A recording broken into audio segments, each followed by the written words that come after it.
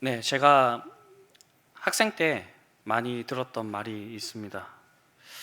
글을 읽을 때는 문맥을 잘 파악해야 한다. 왜냐하면 이제 긴 글을 읽을 때는 그 글 중간중간에 뭐 설명이나 뭐 여러 가지 요소들이 들어가기 때문에 그렇습니다. 그리고 문제를 풀 때는 저자의 의도를 잘 파악해야 된다라는 말이 있었습니다. 그래야 쉽고 빠르고 정확하게 문제를 풀어낼 수 있다라는 것입니다. 우리의 대화도 그렇습니다.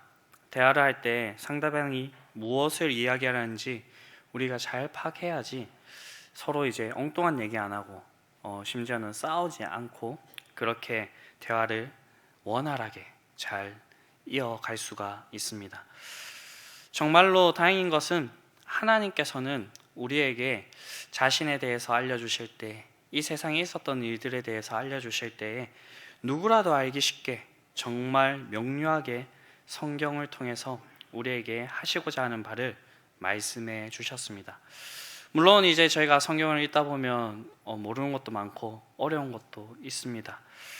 저도 이제 뭐 신학교에 들어가서 공부를 하는 동안에 교수님 정도면 성경이 얼마나 쉬워 보일까 이런 생각이 들어가지고 교수님께 한번 질문을 했던 적이 있습니다. 교수님 정도 되시면 이제 성경이 정말 쉬우시죠? 이렇게 물어봤는데 교수님은 아닙니다. 저도 모르는 것이 너무나 많고 이 성경을 읽으면 읽을수록 너무 복잡하다. 이렇게 얘기를 해주셨습니다. 네, 그런 부분들이 있습니다. 그런데 하나님께서는 이 성경을 통해서 우리에게 하시고자 하는 아주 하나님의 마음을 담은 그 말은, 그 내용은 아주 분명하게 드러나 있다라는 것입니다. 네, 저희가 뭐 익숙하게 들었던 그 말들, 창조, 타락, 구속, 네, 이렇게 짧은 단어로도 저희가 이렇게 얘기를 해볼 수가 있습니다. 하나님께서는 세상을 창조하셨습니다.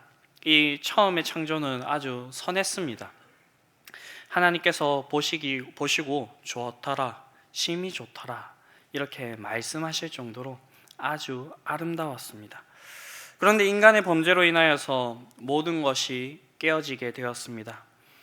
왜냐하면 인간이 하나님께서 세우신 하나님의 대리 통치자였기 때문에 이 인간뿐만 아니라 이 세상에도 죄가 들어오게 되어서 하나님께서 만드신 그 아름다운 것들, 좋은 것들이 깨어지게 되었습니다.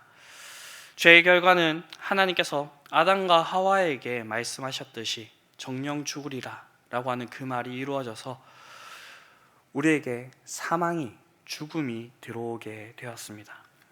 성경의 말씀이 여기서 끝났다고 한다면 우리가 그냥 이 성경을 귀하게 대접할 이유가 없습니다. 그리고 하나님에 대해서 저희가 믿을 필요가 없겠죠.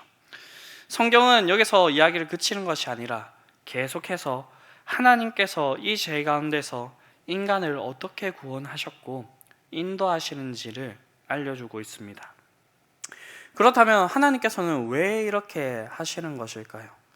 가만히 생각해 보면 여러분들에게 이제 밭이 있는데 이제 농가 밭이 있는데 아주 농사를 잘 지어놨습니다. 그래서 싹이 올라오고 어느 정도 잘 컸는데 간밤에 누군가가 와가지고 그것을 전부 다 뒤엎어 놓았다고 생각을 한번 해보십시오. 얼마나 열이 받겠습니까? 근데 그 사람 잡았어요. 그러면 쉽게 용서를 해줄 수가 있겠습니까? 가만히 놓아두실 수가 있겠습니까? 아니죠.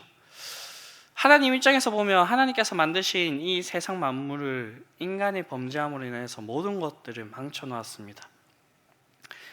하나님의 입장에서 본다면 그냥 모든 것을 전부 다 갈아엎고 인간들 진짜 생각 같아서는 정말로 그 자리에서 단칼에 이렇게 쳐서 죽일 수도 있는 그런 상황인데 하나님께서는 그저 우리를 내버려 두신 것이 아니라 거기서 한 걸음 더 나아가서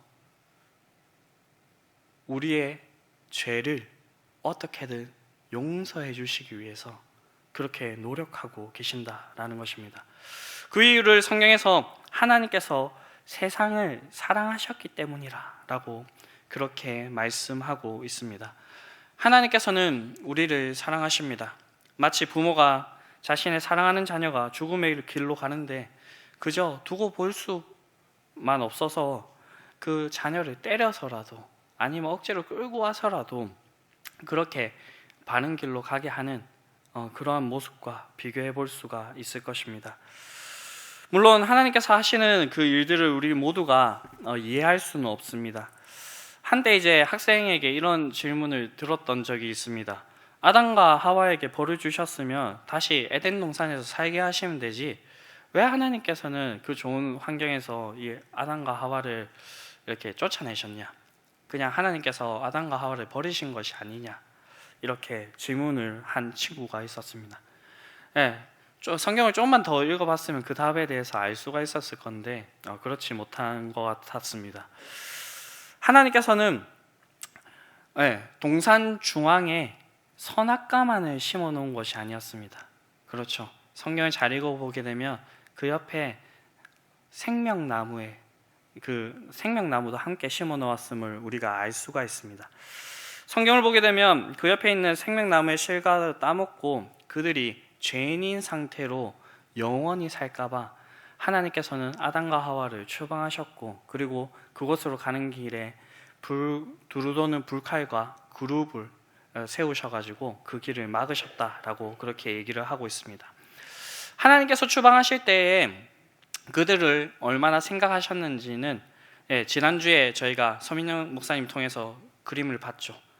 무화과나무 그 잎을 엮어서 만든 치마와 그리고 가죽옷을 이렇게 비교해서 보여주셨는데, 하나님께서는 이 인간들을 위해서, 아담과 하와를 위해서 가죽옷을 지어 입히셨습니다.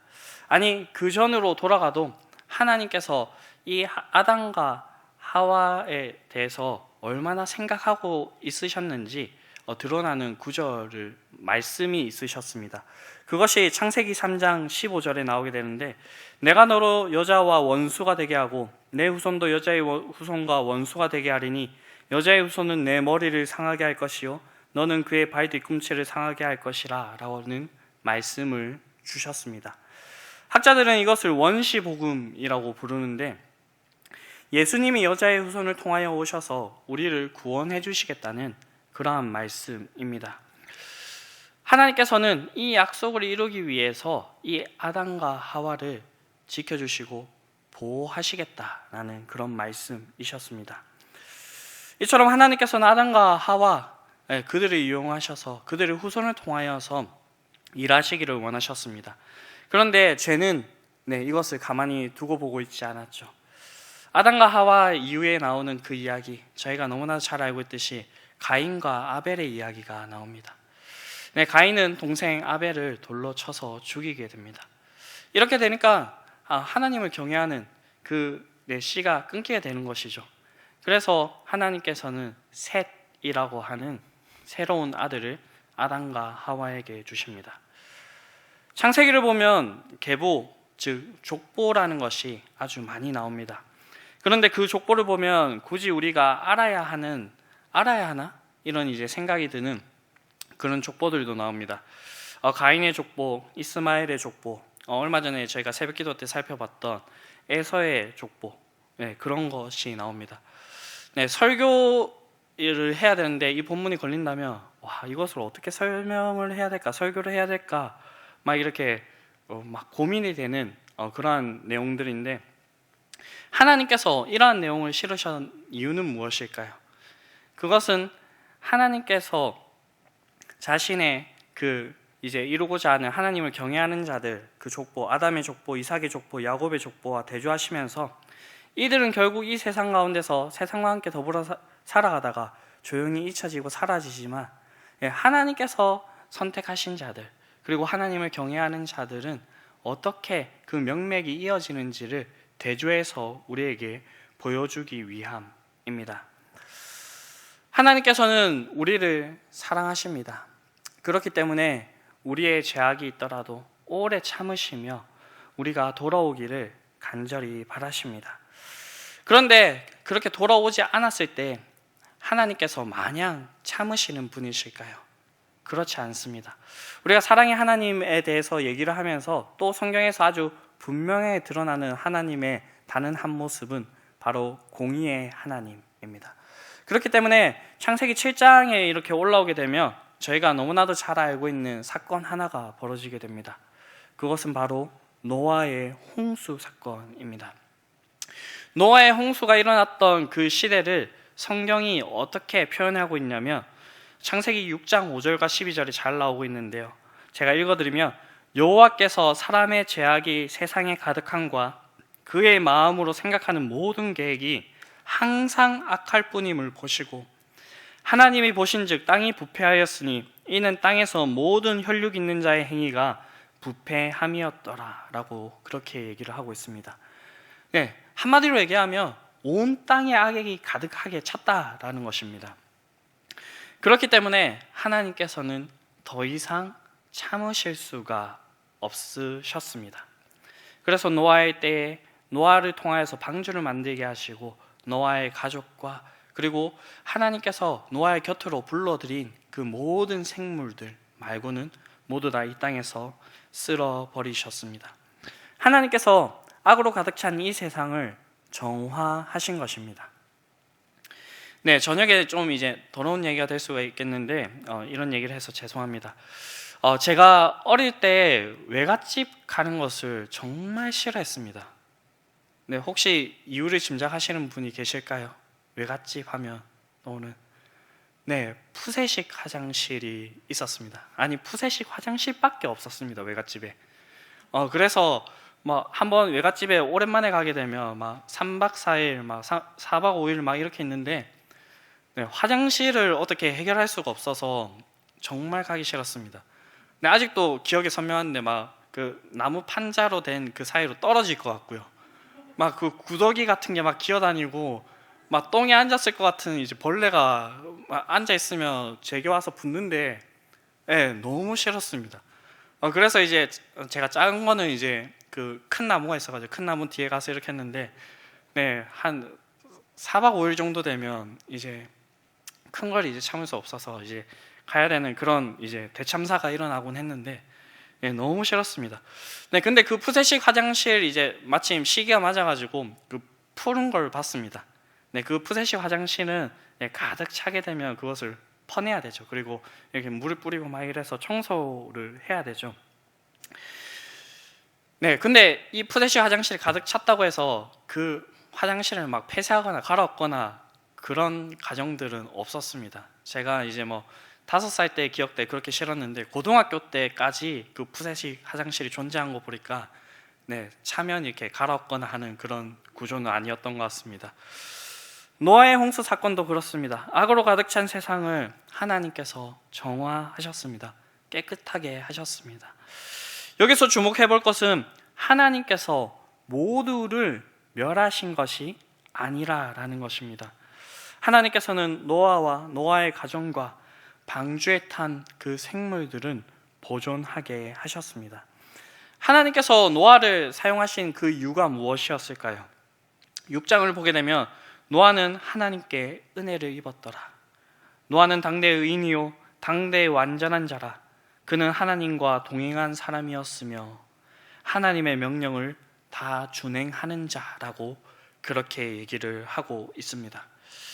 이 노아의 심판은 우리에게도 시사하는 의미가 아주 큽니다. 왜냐하면 이 성경이 우리에게 알려주고 있는 미래의 한 모습이 있죠. 우리의 소망을 담고 있는 그런 모습일 수도 있는데 바로 예수님께서 재림하시는 때, 그때 이 노아의 홍수와 같은 비슷한 일들이 일어나게 될 것입니다.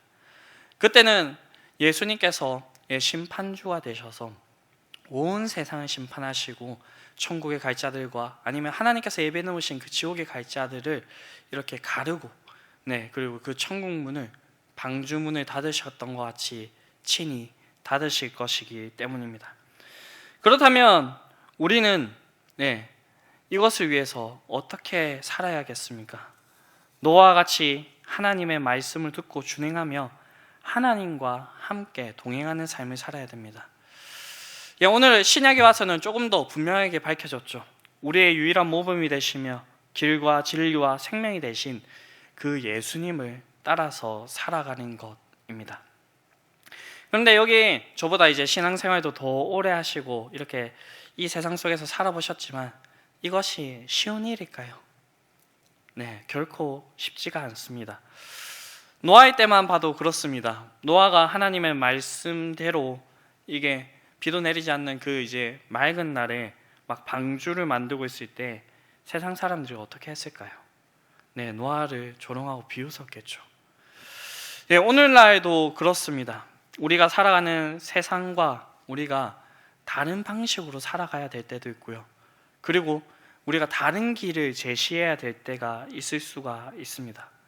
그때 거의 10중에 9는 우리에게 어려운 순간, 힘든 순간이 오게 된다라는 것입니다.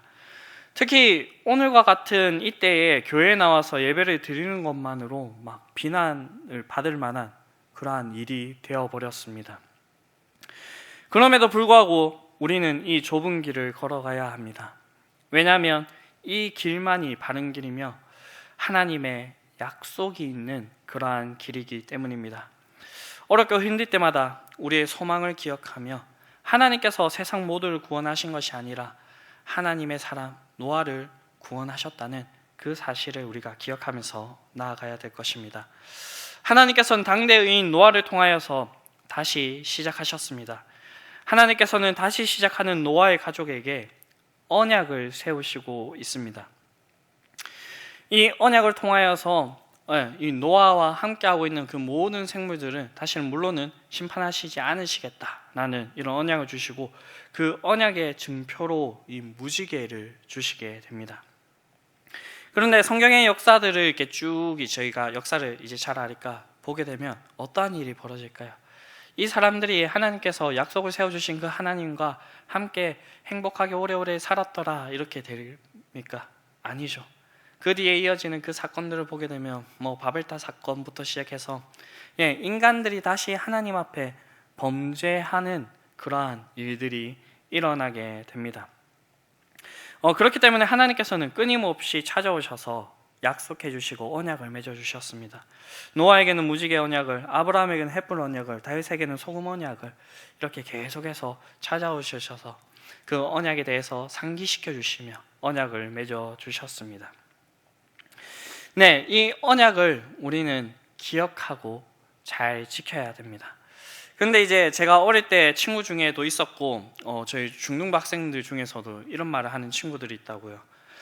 자기 이제 이 약속을 했는데 약속을 어겨가지고 막 이렇게 얘기를 했을 때 약속은 깨기 위해서 있는 거예요 이렇게 하는 사람들이 있더라고요. 네, 자기도 이제 약속은 지켜야 되는 줄 알지만 이제 그 약속을 까먹었다거나 아니면 불가항력적인 그 일 때문에 이렇게 약속을 지키지 못했는데 미안한 마음도 있고 여러 가지 마음도 있지만 좀 이제 반발심 그런 것 때문에 약속은 깨기 위해서 있는 거예요 이렇게 얘기한 것이라 믿는데 그러나 우리는 알고 있죠. 우리가 약속을 했을 때는 그것을 지키기 위해서 하는 것이라는 것. 그런데 우리가 신실하게 약속을 지킬 수 있을까요?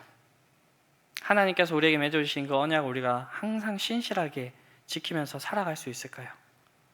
이것을 생각했을 때에는 우리의 모습이 마치 이제 약속은 깨기 위해서 있는 거예요 라고 얘기했던 그런 친구들의 모습과 같지 않은지 생각을 해봅니다. 그럼에도 불구하고 하나님께서는 이 약속을 신실하게 지켜 나가십니다. 이 사실의 그 결과물이 무엇일까요? 그것은 이 앞에 서 있는 저와 그리고 이 자리에 앉아 있는 여러분들입니다. 제가 왜 이렇게 얘기를 할까요? 하나님께서 약속을 신실하게 이루어 가셨기 때문에 구약과 신약을 거치고 그리고 그 중간 사이에 있는 이 수천 년의 시간을 거쳐서 우리가 지금 이 자리에 있을 수 있기 때문입니다. 그 약속을 우리가 다시금 상기하며 이 하나님 앞으로 나아갈 수 있다라는 것입니다. 그러면 우리는 어떠한 자들이 되어야 될까요? 하나님께서 우리에게 해주신 이 약속을 분명히 알아야 될 것입니다. 우리는 아는 만큼 행할 수 있습니다. 그렇기 때문에 하나님께서 우리에게 어떠한 약속을 해주셨는지 우리가 이 성경의 말씀을 통하여서 분명히 알아야 됩니다. 다음으로 우리가 그저 아는 것에서 그치는 것이 아니라 이 약속을 가지고 믿음으로 살아내야 한다라는 것입니다. 그 방법이 앞서 얘기했듯이 이 세상 사람들과는 다른 방법이 될 수도 있습니다. 그리고 우리에게 주어주신 그 환경과 상황이 너무나도 다르기 때문에 각양각색의 모습으로 드러날 수가 있습니다. 그렇지만 하나님께서는 우리가 힘써 살아내는, 하나님의 말씀대로 힘써 살아내는 그 모습을 통해서 영광 받으시는 분이십니다. 그리고 신약 성경에서 우리에게 분명히 밝혀지듯이 하나님께서는 우리에게 보호하시고 은혜를 부어주시는 그 성령 하나님을 우리에게 주어주셔서 우리가 그 길을 온전히 갈 수 있도록 도와주십니다. 마지막으로는 우리가 전하는 자가 되어야 합니다. 이 언약의 복음의 말씀은 우리로 끝나는 것이 아닙니다. 우리에게 이어졌듯이 우리의 다음 세대에게도 그렇게 이어져야 한다라는 것입니다. 이 자리에 다음 세대를 가르치는 교사들, 아니면 학부모님들, 아니면 할아버지, 할머니가 계실 수도 있습니다. 우리의 손자, 우리의 자녀, 우리의 다음 세대에게 이 사실을 전해야 된다라는 것입니다.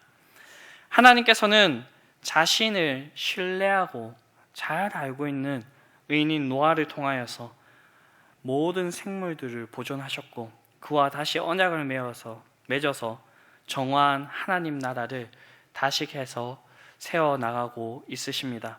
오늘날 우리가 이런 역할을 감당해야 될 줄로 믿습니다.